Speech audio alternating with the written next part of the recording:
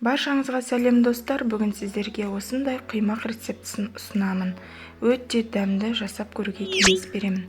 Ол үшін бізге 3 жұмыртқа қажет. Ыдысымызға шағып,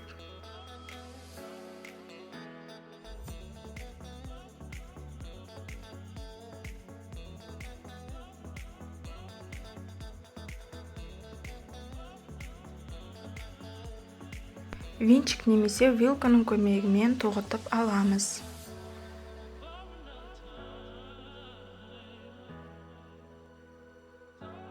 Бір шай қасық тұз саламыз.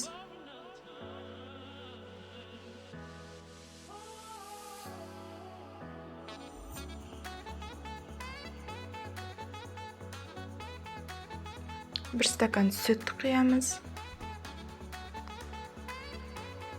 Аздап су құямыз. Бір келкетіп араластырып, енді аз-аздан ұнымызды саламыз. Ұн бұл жерде еліктен өткізілген 150 грамм ұн.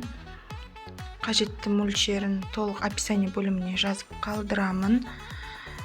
Аз-аздан салып, комочка қалмайтындай етіп, бір келкі қоймалжың күйге келтіруіміз қажет. Мінеки видеода көріп тұрғандарыңыздай. Бір пиязды турап салдым, ұсақтап турап, өте ұсақтап тураңыздар. Негізі салмасаңыздар да болады, бірақ та осы құймақтың дәмін менімше пияз келтіретін сияқты. Сондықтан мен үнемі пияз қосып дайындаймын. Бұл өз қалауыңызша, егер ұнамаса қоспасаңыздар да болады. Ас көкті турап қосамыз.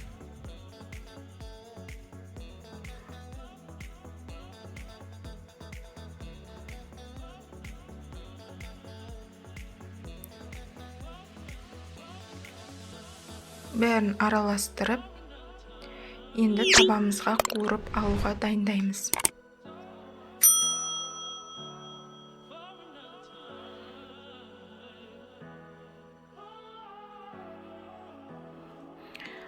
Қызып тұрған табаға 80 грамм майды құямыз.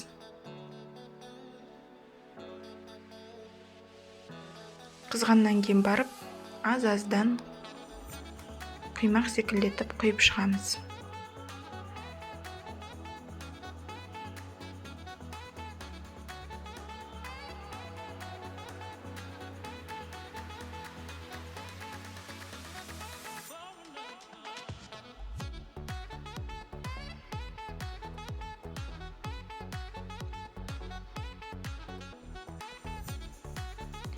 Екі шетін қызарғанша қуырып аламыз.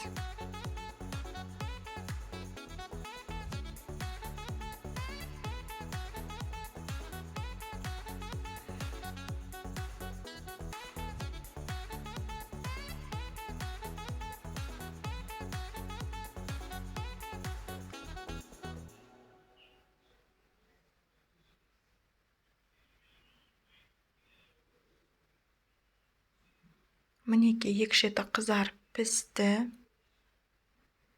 Енді қағазымызға немесе қағаз салфеткаге майын тарттырып аламыз. Өстіп барлығын пісіріп аламыз.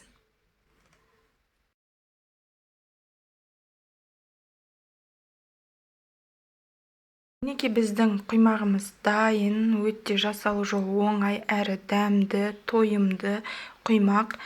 Аяқ асты үйге кісі келіп қалған жағдайда жасап берсеңіздер керемет таптырмас құймақ. Сіздерге ұнайды деген сенімдемін. Менің каналыма тіркеліп, лайк басып, комментарий қалдыруды ұмытпаңыздар. Сіздермен бірге болған Замира.